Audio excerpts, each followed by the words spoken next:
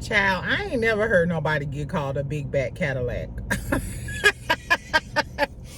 Girl, Tamar, so I'm sorry I'm late, friend. Exactly. I spent the first half of my lunch listening to the Nene podcast. You know Tamar is on there, right?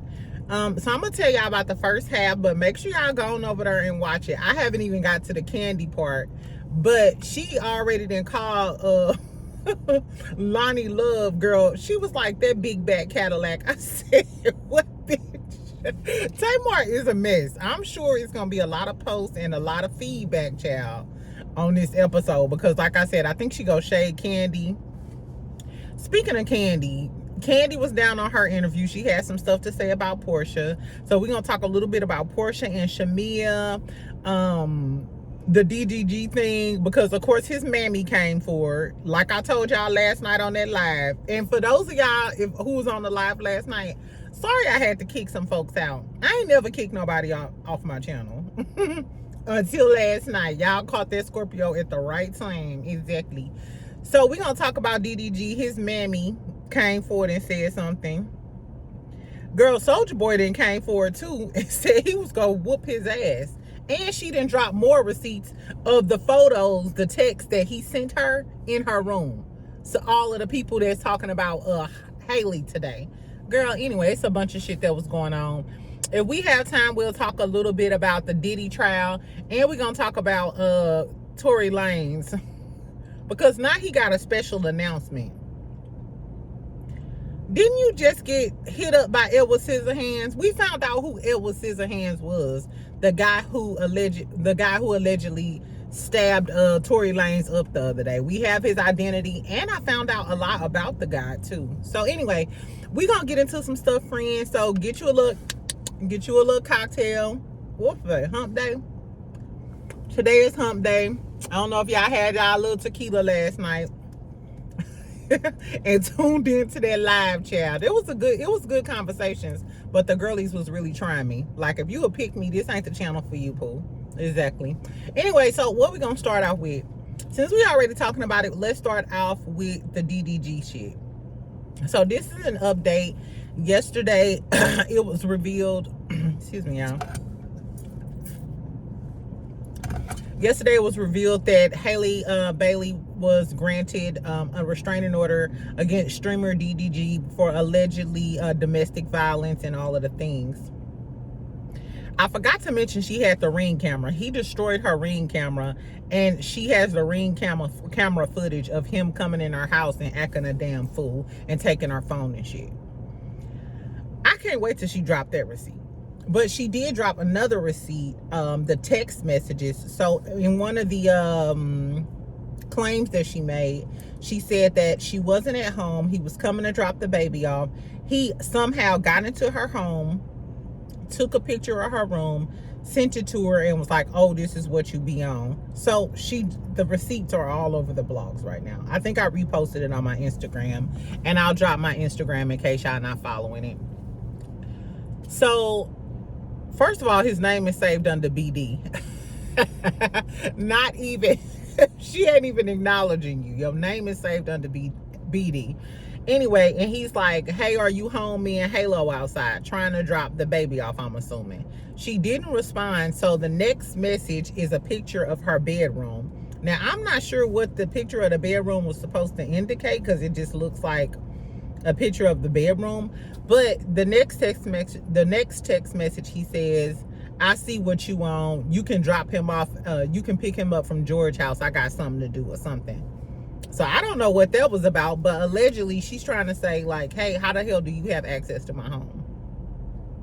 Mind you, when she said that he grabbed her hair and slammed her head against the steering wheel and stuff, and she went over to his house. Remember yesterday I told y'all that she said she told his family about what happened, and they assured her that everything would be okay and they would watch after Halo. Remember I said yesterday, and if you ain't watched my live yesterday, go on skedaddle over there if you had time at work or something and listen to it. I said, I wonder is his family gonna come forward and validate her claims of what she said. And I said, that's why I don't fuck with dude's family, because this is what his mammy said.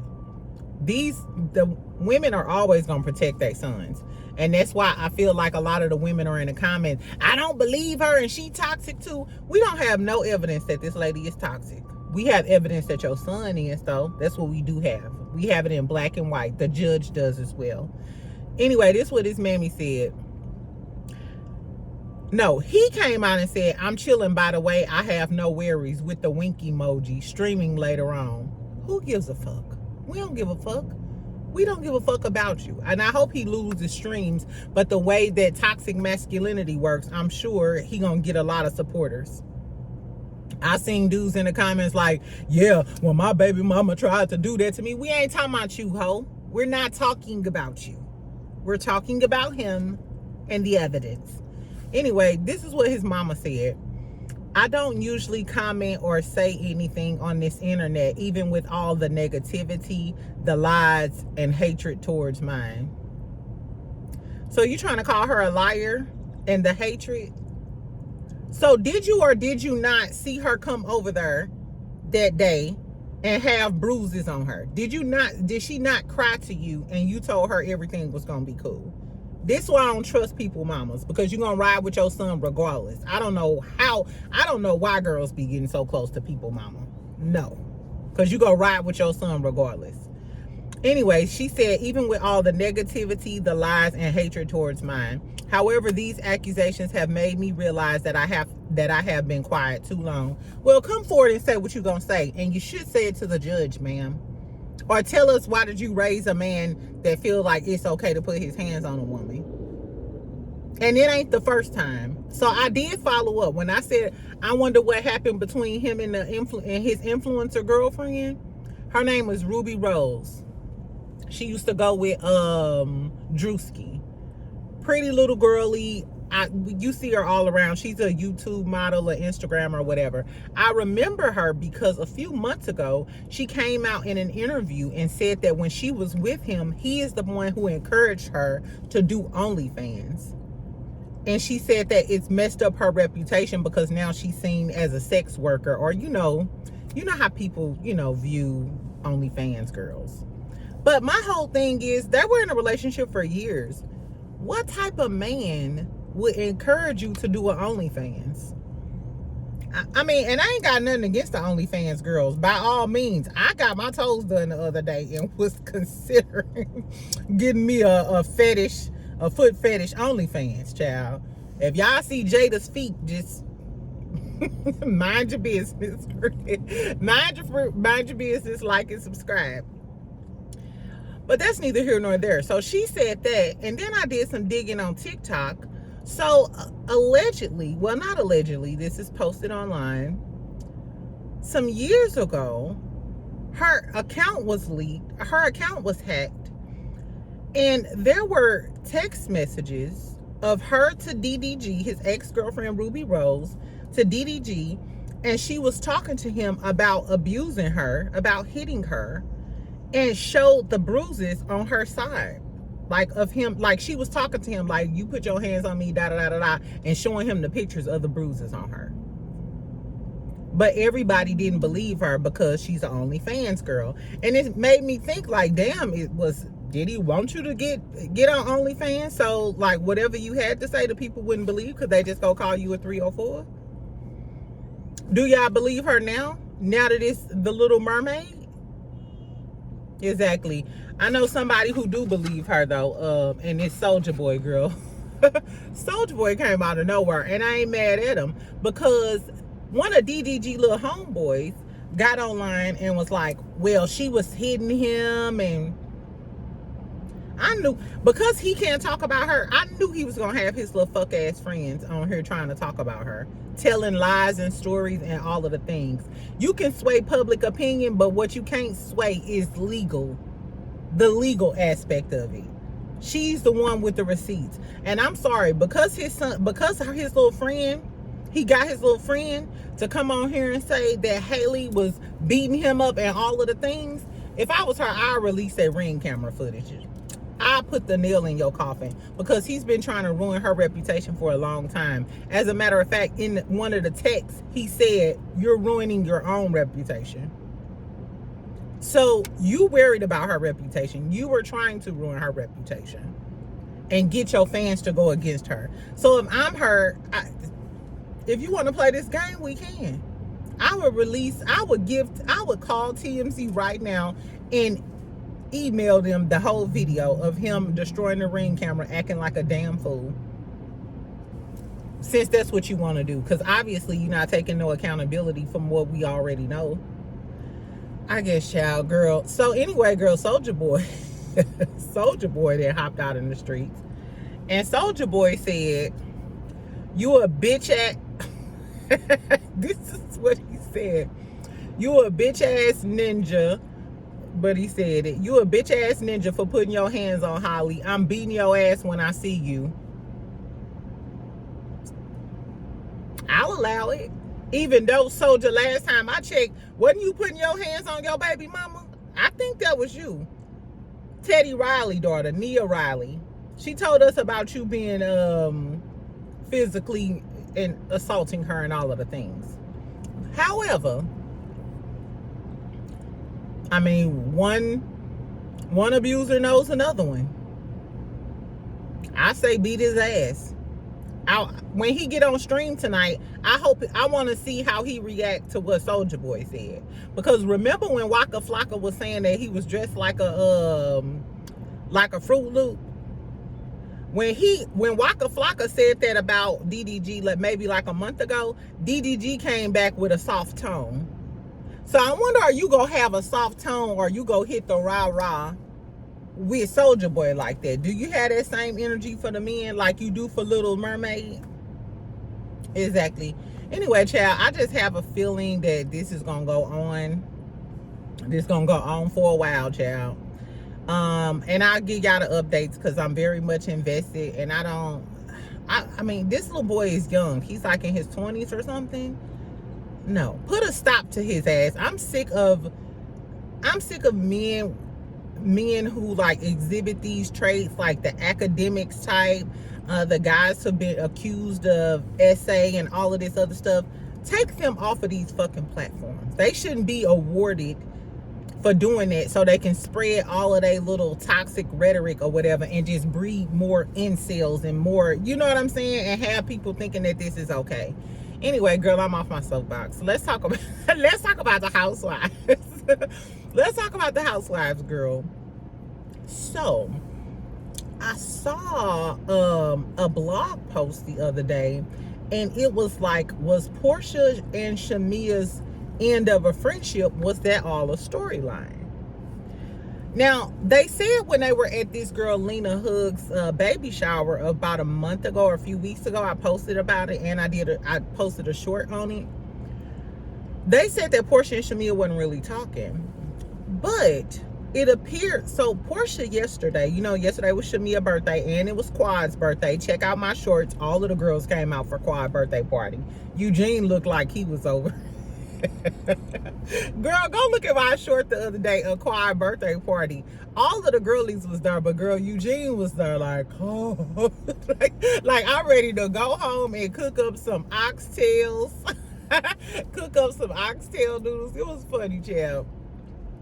Anyway, nevertheless, yesterday was Shamea's birthday. So Porsha made a post and she wished Shamea a happy birthday. And it was like a collage of all of these pictures. On one of the pictures, the first picture, they're all hugged up. Is Cynthia, Porsha, then like Shamea in her arms, and then like Phaedra is like in Shamea's arms. Like four sisters, the OGs or something like that. It's cute. But Phaedra came, the picture was taken after all of this drama they having, and they're gonna have to sit down next week.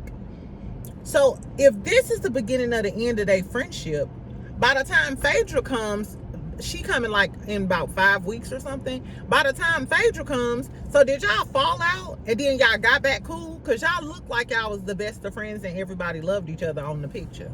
Or was y'all faking for the picture? I don't know. Underneath the birthday post though, Shamea did comment it, and she said, "Oh, this made my day. Thank you, Porsha." So I don't know. So even if if they get into it now and next week and stuff, but by the time Phaedra comes, they make back up and they cool. Why all of a sudden now? Because watch what happens live, and these new interviews are in real time. So did y'all fall out again after that? Like, what's T-Poo? Or is this a storyline? Do y'all think that the end of their friendship could be a storyline? I don't know. Now I'm starting to second guess it, child. I don't know. But speaking of Porsha, at the beginning of Nene's show that I was just watching, they asked Nene about the whole Porsha thing and Angela. And you know, Nene is cool with Angela because Angela is a part of Nene's group called Women of Success. So Nene said she didn't care for it. She would have side-eyed her, and it was just a bit too much for me. She was like, she don't like it at all. They also, then Tamar comes in, and this is just the beginning because I stopped watching it because I was like, Chad, I gotta go talk to my best friend before I go back to work. But her and Tamar started talking. She was asking Tamar why she unfollowed her. Tamar said she don't remember. I think Tamar lying. They were also talking about how they were neighbors. And tell me why their other neighbor is Metro Boomin. Exactly. And then she kept mentioning what is that girl name? I can't think of her name. The singer girl, I can't think of her name. Anyway, she was trying to like allude to the fact that maybe she was going over Metro Boomin house, and then Nene interjected and was like, no, he got a girlfriend. She did my makeup once, and she's a professional makeup artist. But what is this singer's name? I cannot think of her name. Summer. I think Summer. She was talking about Summer. She was like, oh yeah, so is that who Summer be going to see or whatever? And Nene was trying to stop the mess. Tamar is so messy, child. Tamar is so messy. That man got a whole girlfriend, according to Nene. I said, I guess, child. Then they started talking about how Tamar and Vince funded the Braxtons. They funded, they produced it and everything. And how Tamar was one of the producers on The Real and stuff. And Nene, I guess they were thinking about, you know, having Nene on there or whatever. And Tamar was like, I wish I wouldn't have known that, or I wouldn't have cast Big Back Cadillac. If somebody called me Big Back Cadillac, I would be so outdone. Like, how rude, bitch. I wonder if Lonnie Love gonna say something. That's the funny part though, Tamar. Did you forget that Lonnie is a comedian? So if Lonnie come back on her and flame the shit out of Tamar, then Tamar know what to expect. I'm gonna give y'all an update as I watch the rest of the interview, because of course we saw from the clips that she's gonna talk about Kandi too. So I'm gonna watch the full interview and give y'all a full breakdown probably later on. So go over there to Nene channel and watch it if you want to, so you'll know what I'm talking about. Anyway, Candiace, Candy Coated Click. What are Kandi fans called? The Kandi girls. Kandi girls, don't come for me because I'm finna talk about y'all best friend. I don't want to hear this shit. Exactly. So Kandi was doing an interview or whatever, and they was asking her about like the new girls on the Housewives and shit. I just saw this clip online. I think it was on the Bravo Shade Room. I didn't watch the full interview, and I'm not. They was asking her about Brit, and she was like, she's a pretty girl, you know. And I think she wasn't trying to shade her because everybody expected Kandi to shade her, because we know that Kandi and Kenya real cool. She said that she was a pretty lady, but she don't like that she kept repeating old shade, basically repeating all of Kenya lines. That's what she said. And she was like, basically, how you go beef with somebody and you a fan? Which is what a lot of people have said too. And Brit does give a fan. Like, she has gave us no real tea or no good shade lines for herself. And then when she tried to throw a little shade, Angela Oakley shut her down with the with the high mouth lips. Exactly. So then the girl, whoever this co-host was like, yeah, she was repeating lines, kind of how Porsha used Marlo's tagline backwards. And Kandi was like, mind you, Under the post for Shamea, the birthday post yesterday, Kandi dropped down and put the birthday cake emojis, and then Andy commented to him, was like, "Oh, I love to see it," like they were making it up. That's why I was like, if Andy Cohen dropped down on it, like, was this a storyline? You know what I'm saying? Because you don't comment on any of the other girlies' birthday posts or nothing like that. I don't know. Anyway, so Kandi was like laughing and giggling and being shady about it. I never thought, so this is Porsha. I'm gonna read Porsha's tagline and Marlo's tagline. Tell me if y'all think Porsha stole her tagline. Marlo's is, "I've always had the juice, now I got the peach." I've always had the juice, now I got the peach. And Porsha's is, "I snatched my peach back, now I'm bringing the juice." I mean, it's a similar play on words. I could see how I mean, it's a similar play on words. But as far as I'm concerned, it's more, Porsha got it because they call her Peach Juice. You know what I'm saying? Like, that's her nickname. So, I don't know, girl. I don't know. But I was like, Kandi, I don't like that Kandi and her friends always take every moment to get a dig in at Porsha.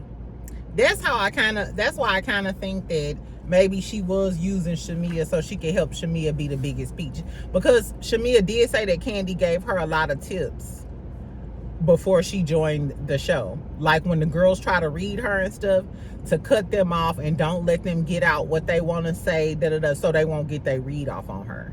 So Kandi and Shamea, she said that, yeah, I talked to Kandi. Kandi was like, yeah, and I gave her a lot of pointers before the season. So was one of the pointers to get Porsha? I don't know, y'all. Am I a conspiracy theorist? I don't know. Whatever it is. Tell me what y'all think about that. Was Kandi shading Porsha? I don't know. And did Porsha steal Marlo's tagline? Do it matter? Marlo ain't here no more. Exactly. Anyway, let's talk about Tory real quick. So this is just an update because Tory got hit with the Edward Scissorhands the other day. That ain't funny. That ain't funny. He in stable condition though, so we know he okay. So the man who allegedly stabbed Tory 40-something times, he was actually trying to take Tory out though. That ain't funny because that man got him in the head. His lung collapsed allegedly. A lot of shit. So he was trying to take this man out. Like, he was trying to take him out. It kind of sounds like a hit, but who knows? So the man's name is Santino Casillo. Santino Casillo is a Hispanic man, and he's in jail for murder. Now, allegedly, this man was 20 years old, messing with a 13-year-old girl, and got mad because the 13-year-old girl was leaving and unalived her. And that's why he in jail. It's given, let these two rot and leave us alone. It's given a horrible man who's in jail for life for unaliving a 13-year-old decided to, I mean, I don't know, because it's people have conspiracy theories that maybe it was a hit or something like that. I mean, if it was, what, a man in there for life ain't got nothing to lose, and he's obviously, something ain't right if he unalived a 13-year-old girl and was talking to her when he was 20 years old. And then he stabbed up another man that shot Megan Thee Stallion. Do y'all care? Exactly. Anyway, so this is another layer. The damn Tory Lanez attorneys, girl. This is a long saga, and why do I feel like the Diddy case is going to be another long saga in hip-hop history? You know what? At times like these, we probably need to be paying attention to politics and what's going on with the terrorists and following up on all of this other stuff, because it's giving, they keeping us busy with a lot of other stuff. You know what I'm saying? I don't know. Anyway, girls, so Tory Lanez attorneys are revealing never before seen evidence and revealing the truth tomorrow at 10 o'clock a.m. They said this is a call for justice, and they're going to give us details on the stabbing. Justice has been served multiple times. Street justice and legal justice, apparently. We don't want to hear it. And all of this, the attorneys are revealing never before seen evidence. Baby, y'all had a trial to do that. If these my attorneys and you got never before seen evidence and you having a town hall meeting, I want my money back. You need to be having a meeting in the judge's chambers to try to get another appeal. But wasn't his appeal denied or something? What are you talking about? Girl, I don't know what this never before seen evidence is, but at this point, this evidence could be doctored up. We don't know. This, like I'm saying, this evidence could be doctored up. That's why you show certain evidence in the courtroom, so that the lawyers and the forensic detectives and all of the things, they can determine whether videos and text messages and transcripts have been doctored up. All you doing is telling the public this, what, to garner more hate for Megan Thee Stallion. Megan has an ongoing case against Milagro, and remember, she has a restraining order against Tory Lanez. If his lawyers go and release all of that additional information or whatever, I hope Megan sick her attorneys on his attorneys, because he's continuously harassing her. By revealing the truth in this newfound evidence, they are continuously harassing Megan Thee Stallion. And I hope he gets more time for that, or I hope the lawyers get sanctioned for that. I honestly do. Especially if they tried to present this new evidence to the appellate judge and the appellate judge denied the appeal, or turned the evidence down, or whatever the case may be. I would put a gag order on his attorneys too. Megan know what to do. Her legal team ain't missed yet, and I hope she get his attorneys having a town hall meeting. I ain't never heard of no shit like that. Girl, I don't know why men don't think that karma is real. Karma don't miss a beat. It don't matter if you can sing, you can rap, you got millions of dollars, DDG, you got all of these streamers. Karma still don't miss a beat. It don't matter who you are. And you're not exempt. You can tell a lot of these men have narcissist like type of attitudes or whatever, where they feel like, hey, I could do anything. I got this money. I got this clout, da da da da da. But no, baby, it'll still get you. It'll always come around. Anyway, girl, let's talk. Since we talking, we're gonna talk about the Diddy trial really quick. I'll give y'all an update on what happened today. So some of this information is stuff that happened yesterday, and then some of it is some things that happened this morning. And like I said, I'm gonna start leaving the Diddy updates to last, because we got a few more months to go. They said the trial was gonna last for months. This is gonna be this a long story. This is a long ass story, child. Anyway, so in we still on Cassie's testimony. Currently, Diddy's attorneys are trying to stop Cassie from consulting with the prosecuting attorney during cross-examination.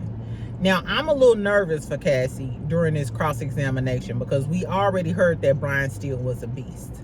Brian Steele is Young Thug's attorney, and apparently he took down one of the escorts and basically painted them as liars.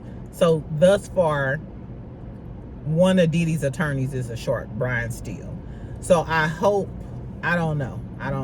But I wonder if they're going to get one of the men to cross-examine Cassie or try to go hard on Cassie, because let's remember, Cassie is about 8 or 9 months pregnant at this time. So it's not going to look good to the jury to see a man hammering down on Cassie and making her cry. That's not going to look good for the defense.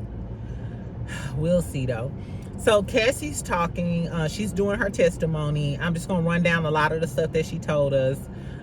She told us he took her self-confidence. She made over 100 songs. 9 albums were never released. The freak-offs became her job. Sometimes it went for over 4 days. He gave her drugs, X, Molly, cocaine. She was so high, she couldn't feel anything. She said after the freak-offs, she would take opiates because she wanted to feel numb. And then they would have massages and all of the other stuff. She was just giving all of the details. The baby oil, the pool full of baby oil, the multiple men.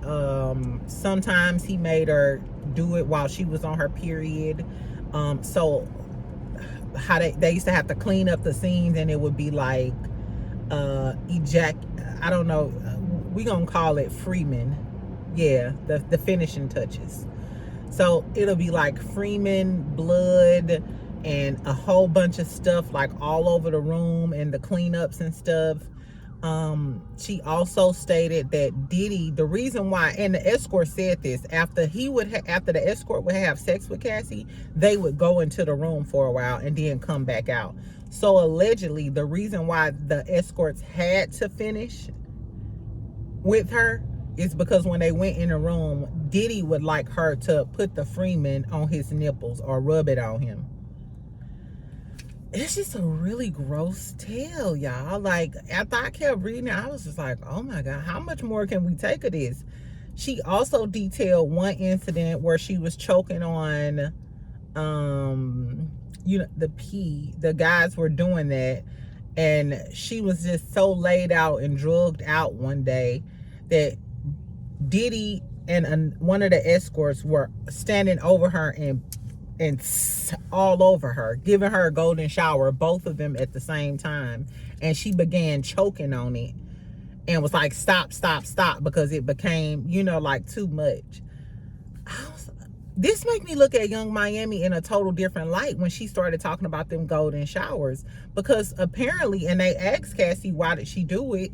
And she said, because that's what he likes. And Miami seemed pretty happy to be with him. Go Poppy.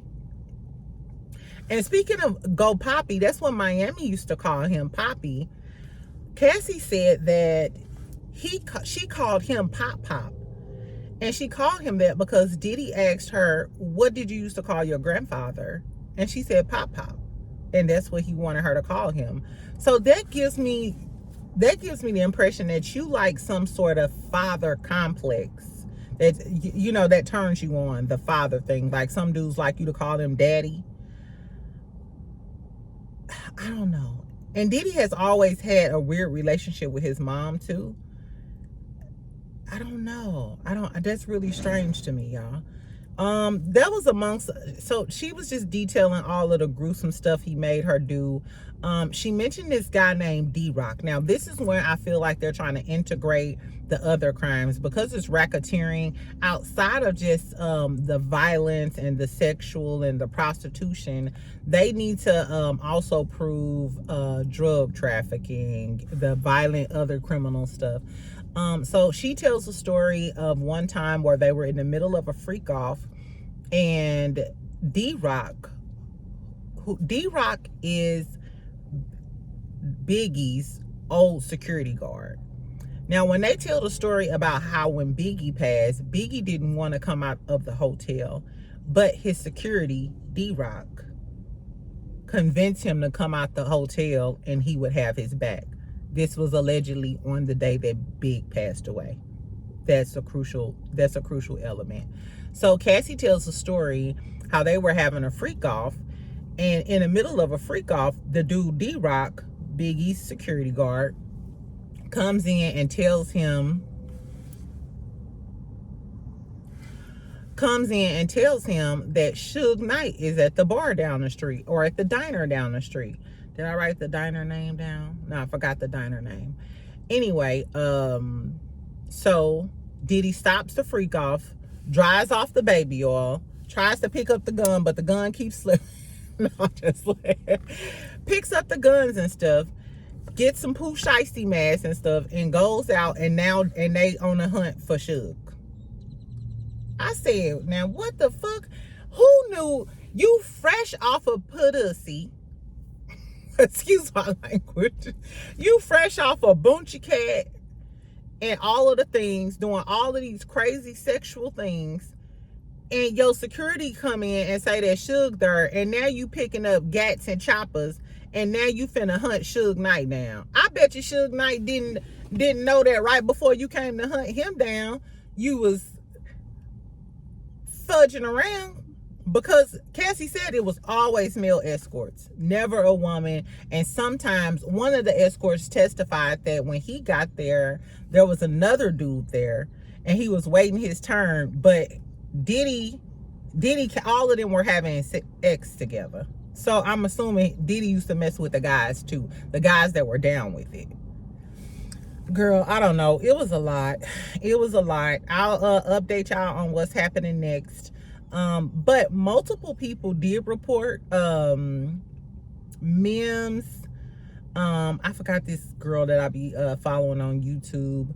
And then Tisa Tells. A few people have stated that the prosecution didn't necessarily do a good job with Cassie's testimony. Like they didn't do the follow-up questions like she would say, I didn't want to do it because I didn't want to make Diddy mad or something like that. They never followed up with why, because he would beat you, or why, She did mention that she used to try to fight him back in the beginning, but she stopped fighting him back because if she fought him back, that would just piss him off even more. And he got more violent and the punches would get harder. So I think they're doing a better job today. Today she also mentioned that she had, remember yesterday I said that they requested that they not ask her about her medical records and her health records, and the one escort said that he came with his medical records, but they would never turn over Cassie's health records. Well, today she said she had so many UTIs, which are, you know, y'all know what UTIs are. She had so many UTIs. The medicine stopped working. She used to have so many sores in her mouth from oral sex. I was just like, oh my God. And continuously doing it. And men would allow her to do it, seeing those sores in her mouth and stuff. I was like, you know what? And people probably never thought that because she's such a beautiful girl. So they just would assume, you know how they just assume like, oh, she's pretty, you know. She's a pretty girl, so she's clean. I said, oh my God. Anyway, the story is gruesome as hell, child. But that's really all I got about the Diddy update. Tell me if y'all want to continuously hear about the Diddy stuff. I hope they get into the Al B. Shore and Kim Porter of it all, and all of the other people that, you know what I'm saying, that he may have affected. The Cassie thing is very gross. Exactly, it's very gross. I would like them to subpoena Young Miami though, because I would like to hear what she got to say now. And Lori Ann Gibson for sure. I want to hear what Miss Boom Cat gotta say. Anyway, so that's all I got. Tell me what y'all think about all of the DDG stuff, them trying to paint her out to be an abuser.